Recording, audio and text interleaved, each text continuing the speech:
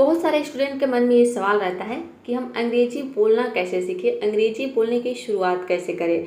तो आप अपने डेली रूटीन से अंग्रेजी बोलने की शुरुआत कर सकते हैं, यानी कि आपको अपने बारे में बताना है कि आप सुबह से लेकर शाम तक क्या करते हैं। तो आज की जो ये वीडियो है इसी के ऊपर है, माई डेली रूटीन। माई यानी कि मेरी, डेली का मतलब होता है दैनिक, और रूटीन का हिंदी में मतलब होता है दिनचर्या। तो मेरी दिनचर्या के ऊपर ही ये पैराग्राफ है। इसमें आपको एक एक वर्ड के हिंदी मीनिंग पता चलेगा। सबसे पहले आपको वर्ड दिखेगा और इसके बगल में इसकी हिंदी मीनिंग लिखा हुआ रहेगा, जिससे कि आपको अच्छे से समझ में आए। तो चलिए बिना किसी तरीके वीडियो को शुरू करते हैं। I wake up. आई यानी कि मैं, वेकअप यानी कि उठता हूँ। वेकअप का मतलब होता है उठना। ये जो सेंटेंस है सिंपल प्रेजेंट टेंस का सेंटेंस है। कोई भी जब हम अपनी आदत के बारे में बताते हैं तो हम सिंपल प्रेजेंट टेंस का यूज करते हैं। मैं उठता हूँ अर्ली यानी कि जल्दी, इन द मॉर्निंग मतलब सुबह में, सुबह जल्दी उठता हूँ। एट 6 AM मतलब कि 6 बजे। जब हम सुबह की बात करते हैं तो AM लिखते हैं और शाम की बात करते हैं तो PM लिखते हैं, ठीक है। तो यहाँ पे एट का यूज होता है समय के साथ। तो 6 बजे मैं उठता हूँ, एंड और स्टार्ट और शुरू करता हूँ या फिर शुरुआत करता हूँ माई डे यानी कि अपने दिन की, with some stretching exercise. Stretch का मतलब होता है खींचना, उसका आईएनजी फॉर्म है। स्ट्रेचिंग एक्सरसाइज मतलब कि जिसमें हम अपने हाथ पैर मुंडी हिलाते हैं, हाथ पैर को थोड़ा सा मूव करते हैं, ठीक है। तो उसको हम बोलते हैं स्ट्रेचिंग एक्सरसाइज। विद का मतलब है के साथ, सम यानी कि कुछ। तो कुछ स्ट्रेचिंग एक्सरसाइज के साथ या फिर से हम दिन की शुरुआत करते हैं या फिर मैं शुरुआत करता हूँ, ठीक है। आफ्टर दैट उसके बाद, आई फ्रेशन अप। फ्रेशन अप का मतलब होता है फ्रेश होना, मैं फ्रेश होता हूँ। एंड और टेक अ बाथ और मैं नहाता हूँ। टेक अ बाथ का मतलब होता है नहाना, मैं नहाता हूँ। देन फिर आई हैव माई ब्रेकफास्ट, ठीक है। हैव का मतलब होता है लेना, खाना। तो हैव ब्रेकफास्ट मतलब कि नाश्ता करना आप बोल सकते हैं, ठीक है। माई यानी कि अपना। फिर मैं अपना नाश्ता करता हूँ। विच यूजुअली, विच यानी कि जिसमें, यूजुअली यानी कि आमतौर पर क्या होता है, इंक्लूड्स यानी शामिल होता है। इंक्लूड का मतलब होता है शामिल होना, एस लगा है यानी कि प्रेजेंट इंडेफिनिट का सेंटेंस है। शामिल होता है क्या, नाश्ते में चाय, ठीक है। टी यानी कि चाय। एंड सम हेल्दी फूड, कुछ स्वस्थ भोजन। हेल्थी मतलब स्वस्थ, फूड मतलब कि भोजन। बाय 8 PM यानी कि 8 बजे तक, सुबह के, PM नहीं AM है, ठीक है। बाय 8 AM यानी कि सुबह के 8 बजे तक। बाय का मतलब है यहाँ पे तक। आगे देखते हैं। आई स्टार्ट यानी कि मैं शुरू कर देता हूँ। प्रिपेयरिंग तैयारी, किसकी, फॉर माई वर्क यानी कि अपने काम की, और स्टडीज और पढ़ाई के लिए, ठीक है। काम और पढ़ाई के लिए मैं 8 बजे से शुरू कर देता हूँ तैयारी, ठीक है। प्रिपेयरिंग मतलब कि तैयारी करना। आई स्पेंड का मतलब होता है बिताना। तो मैं बिताता हूँ और फ्यू आवर्स यानी कि कुछ घंटे, मैं कुछ घंटे बिताता हूँ फोकसिंग। फोकस का मतलब होता है ध्यान केंद्रित करना, उसका आईएनजी फॉर्म है, ठीक है। ध्यान केंद्रित करने में। ऑन माई टास्क यानी कि कामों पर, टास्क का मतलब है काम, अपने काम पर ध्यान केंद्रित करने में। विदर का मतलब है चाहे।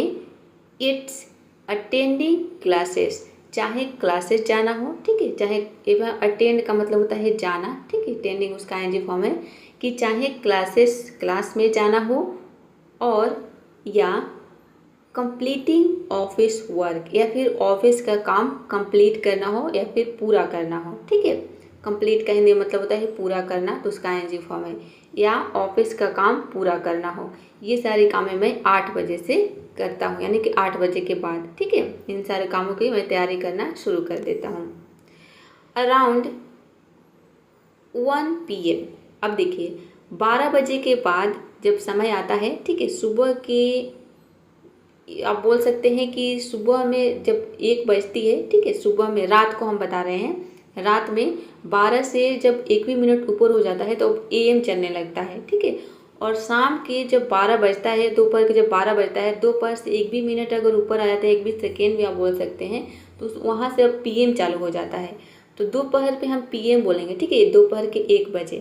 तो 1 PM तक आप बोल सकते हैं कि दोपहर की 1 बजे के अराउंड का मतलब है आसपास। आसपास I take a break lunch break, ठीक है, लंच ब्रेक मतलब कि जहाँ पे हम लंच करते हैं, लंच ब्रेक लेते हैं, तो मैं लंच ब्रेक लेता हूँ।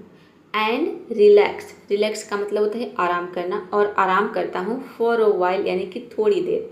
फॉर अ वाइल एक फ्रेज है छोटा सा, इसका मतलब होता है थोड़ी देर के लिए, ठीक है, थोड़ी देर, और थोड़ी देर में आराम करता हूँ। आगे देखते हैं। इन दी आफ्टरनून यानी कि दोपहर में, आई ईदर मैं या कंटिन्यू का मतलब होता है जारी रखना, तो मैं जारी रखता हूँ या जारी रखता हूँ। यहाँ पे आइदर का मतलब है या, ठीक है, इसको ईदर भी पढ़ते हैं और आइदर भी पढ़ते हैं, दोनों तरीके से सही है।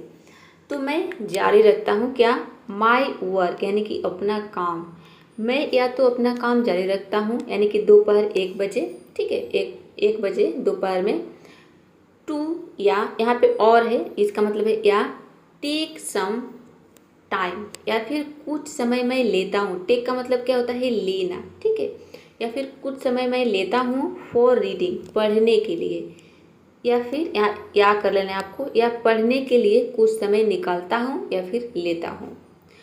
और या अदर प्रोडक्टिव एक्टिविटीज, या फिर अन्य उत्पादक एक्टिविटीज का मतलब है कि कार्यों, ठीक है, अन्य उत्पादक कार्यों के लिए। देखिए प्रोडक्टिव का मतलब है उत्पादक, हिंदी में इसका मतलब देखेंगे तो उत्पादक, यानी कि अच्छे जो काम होते हैं, जो अच्छे एक्टिविटीज होती है, उसको आप प्रोडक्टिव बोल सकते हैं, ठीक है, प्रोडक्टिव एक्टिविटीज। तो अन्य उत्पादक कार्यों के लिए मैं समय निकालता हूँ बाई 5 PM यानी कि शाम 5 बजे तक। आई गो फॉर अ वॉक, आई गो मतलब कि मैं जाता हूँ, फॉर अ वॉक यानी टहलने के लिए, ठीक है, मैं टहलने के लिए जाता हूँ। और या do some physical exercise, do यानी कि मैं करता हूँ, सम यानी कि कुछ, फिजिकल का मतलब होता है शारीरिक, एक्सरसाइज यानी कि व्यायाम, ठीक है। शाम के 5 बजे तक या तो मैं कुछ फिजिकल शारीरिक व्यायाम करता हूँ या फिर टहलने के लिए जाता हूँ। इन द इवनिंग यानी कि शाम में, आई स्पेंड मैं बिताता हूँ, ठीक है, स्पेंड का मतलब होता है खर्च करना, बिताना, लेकिन यहाँ पे आपका मीनिंग निकलेगा बिताना। मैं बिताता हूँ टाइम यानी कि समय, मैं समय बिताता हूँ विद माई फैमिली यानी कि अपने परिवार के साथ। तो परिवार के साथ जब मैं समय बिताता हूँ तो उन सब समय में हम क्या करते हैं, वॉच टीवी यानी कि टीवी देखता हूँ, ठीक है, टीवी देखता हूँ। और या इंगेज इन हॉबीज, ठीक है, इंगेज का मतलब होता है लगना, किसी काम में इंगेज होना मतलब लग जाना, और हॉबीज मतलब होता है शौक, ठीक है। तो इन हॉबीज मतलब अपने शौक में मैं लग जाता हूँ, ठीक है, या कर लेना है आपको, और का मतलब है या तो मैं टीवी देखता हूँ या फिर अपने शौक में लग जाता हूँ। जो भी मेरी हॉबीज है, जो भी आदतें हैं, जो भी शौक है, उसको मैं करने लगता हूँ अपने परिवार के साथ, या फिर टीवी देखता हूँ। डिनर ईच यानी कि डिनर मतलब कि रात का खाना, ईच मतलब होता है, रात का खाना होता है यूजुअली आमतौर पर अराउंड मतलब लगभग या फिर आसपास 8 PM यानी कि शाम के 8 बजे के आसपास, आप बोल सकते हैं आमतौर पर 8 बजे के आसपास। आफ्टर विच उसके बाद, आई अनवाइंड, देखिए अनवाइंड का मतलब होता है आराम करना, और रिलैक्स का मतलब भी होता है आराम करना, ठीक है, रेस्ट का मतलब भी होता है आराम करना, ये सभी वर्ड एक दूसरे के सिनोनिम है। तो आई अनवाइंड मतलब कि मैं आराम करता हूँ बाई लिसनिंग टू म्यूजिक यानी कि संगीत को सुनकर। लिसनिंग का मतलब क्या है, सुनना, म्यूजिक मतलब होता है संगीत, तो संगीत सुनकर मैं आराम करता हूँ। और रीडिंग बुक्स और किताबें पढ़कर, ठीक है, या किताब पढ़कर। फाइनली यानी कि अंततः बाई 10:30 PM यानी कि 10:30 बजे के आसपास या फिर 10:30 बजे तक। आई गो मैं जाता हूँ टू बेड यानी कि बिस्तर पर, ठीक है, मैं बिस्तर पर चला जाता हूँ। टू गेट पाने के लिए क्या, गुड नाइट्स यानी कि अच्छी रात, स्लीप्स मतलब कि सोने के लिए, ठीक है, अच्छी नींद आप इसको बोल सकते हैं कि अच्छी नींद लेने के लिए मैं बिस्तर पर चला जाता हूँ। एंड और फॉर प्रिपेयर और तैयारी करने के लिए द नेक्स्ट डे यानी कि अगले दिन की, ठीक है। अगले दिन की तैयारी करने के लिए मैं अच्छी नींद लेने के लिए बिस्तर पर चला जाता हूँ। तो आशा करती हूँ कि ये जो है डेली रूटीन आपको समझ में आ गया होगा। ठीक ऐसे ही आपको भी अपने डेली रूटीन के बारे में बताना है। अब देखिए आपको कैसे बताना है मैं बता रही हूँ। जहाँ पे सब्जेक्ट आपने देखा आई, तो आप अपने बारे में बता रहे हैं तो सब्जेक्ट तो आपका आई ही रहेगा। लेकिन अगर मान लीजिए कि किसी थर्ड पर्सन के बारे में बता रहे हैं, जैसे कि ही और शी यानी कि वह, तो वह यहाँ पे क्या हो जाएगा, अब यहाँ पे आई के जगह पे ही हो जाएगा, लेकिन वन कंडीशन।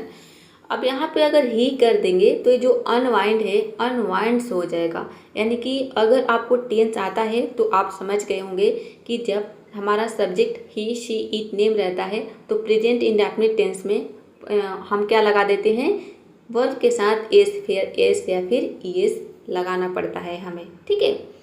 अब मान लीजिए कि आपको बहुत सारे लोग हैं उनके बारे में कुछ बोलना है, जैसे कि आई के जगह पे आपका सब्जेक्ट वी हो गया, ठीक है, WE। तो जो ये स्ट्रक्चर है ये बिल्कुल सेम रहेगा। अगर यहाँ पे दे हो गया, ठीक है, दे THEY दे होता है ना, ये हो गया, तो फिर भी स्ट्रक्चर बिल्कुल सेम रहेगा। बस आपका सब्जेक्ट ही शी इट रहेगा या फिर कोई नाम रहेगा, तो यहाँ पे जो वर्ब है ये चेंज हो जाएगा, ठीक है, मतलब कि इसमें एस या फिर ईएस लग जाएगा। अब जैसे कि अगर रहता है यहाँ पे कि वो टीवी देखती है तो क्या हो जाएगा, यहाँ पे वॉचेज हो जाएगा, ईएस लग जाएगा, वॉचेज टीवी, ठीक है, शी वॉचेज टीवी या फिर ही वॉचेज टीवी, इस तरह से चेंज हो जाएगा। तो किसी थर्ड पर्सन के बारे में भी आप बता सकते हैं इन सभी सेंटेंसेज को यूज करके, बहुत ही हेल्पफुल है। आपको क्या करना है कि इन सारे सेंटेंसेज को अपने नोटबुक में नोट कर लेना है और इसको बोलने की प्रैक्टिस करनी है। थोड़ी बहुत चेंजेस आप कर सकते हैं, हो सकता है कि आपके काम में कुछ चेंजेज हो, आप ये काम ना करते हैं।